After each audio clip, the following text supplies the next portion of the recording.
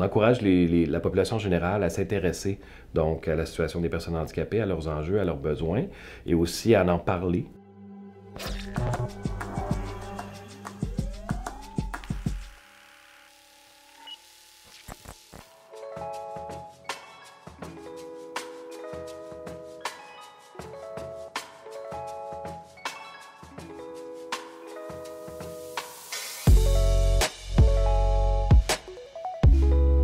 C'est vraiment un forum qui visait à faire un état des lieux de la situation de l'hébergement spécialisé du soutien à domicile, de faire donc les constats, d'avoir des revendications communes et aussi de dégager des pistes d'action pour la prochaine année, qui est une année électorale. Donc on s'est réunis sous forme d'ateliers, panels, présentations. Il y a eu plein de présentateurs sur différents sujets et le panel réunissait des gens de différents milieux, dont les milieux syndicaux, communautaires, les familles, les personnes. Donc un très bel événement et on en a sorti un document synthèse qu'on va présenter dans les prochains mois.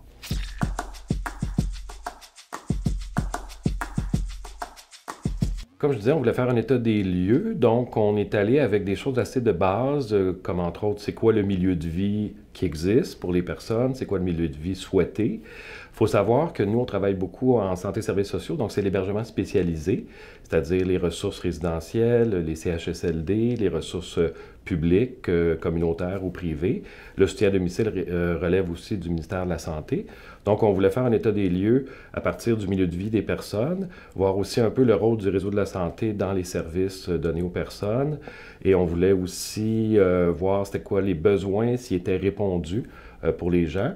Et à travers ça aussi voir les conditions de travail, le type de ressources, qu'est-ce qui était bien fait, moins bien fait.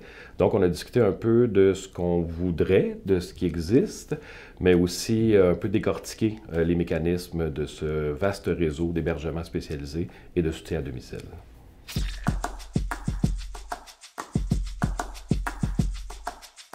Les constats étaient malheureusement un peu les mêmes qu'on aurait pu faire il y a 5 ou 10 ans, avec certaines nuances, c'est-à-dire il y a eu beaucoup de réorganisation du réseau de la santé, il y a eu de l'austérité, il y a eu des coupures de services. Donc tout ça était aussi présent dans les constats et se sont même révélés pendant la pandémie. Il y a une crise du logement qui touche à peu près tout le monde. Il y a un manque de logement social avec support communautaire pour les personnes handicapées, entre autres, qui sont relativement autonomes. Sinon, les ressources spécialisées, on parle des ressources intermédiaires, des ressources à assistance continue. Il y en a beaucoup qui ont été fermées, qui ont été privatisées, donc il y a beaucoup moins de place, il y a des listes d'attente, comme je disais, plus tôt.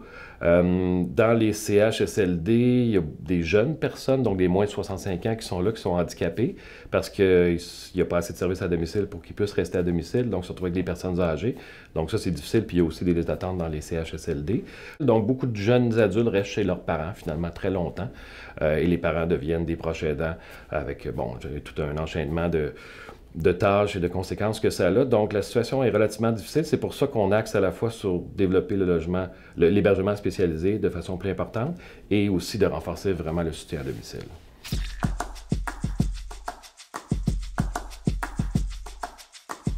Que le public, que le ministère de la Santé, que le gouvernement soient plus impliqués avec les personnes handicapées pour définir qu'est-ce qui les intéresse. Bien, sinon, c'est sûr que la sous-traitance, la privatisation de certains services d'hébergement ou de soutien à domicile ont des conséquences importantes sur la qualité des services. Donc, il y a une volonté que le public reprenne certains secteurs, certains services, ce qui améliorerait aussi les conditions de travail dont on a beaucoup parlé aussi, conditions de travail des préposés aux bénéficiaires, des gens qui travaillent dans les petites ressources qui sont souvent un petit peu au-dessus du salaire minimum. Il y a un roulement de personnel incroyable, il y a un manque de formation, autant académique qu'en formation continue au niveau pratique. Donc ça, il y aurait vraiment une volonté qu'il y ait plus de qualité de formation.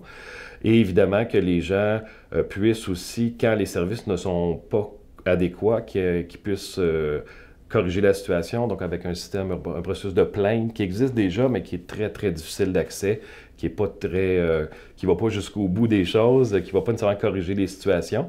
Même des gens qui ont parlé d'avoir un commissaire aux plaintes dédié aux personnes handicapées, donc en déficience intellectuelle, troubles du spectre de l'autisme et déficience physique, parce que c'est de plus en plus fréquent qu'il y a des problèmes de maltraitance, des problèmes de qualité de service, de nourriture, toutes sortes de situations qui existent en hébergement et en soutien à domicile.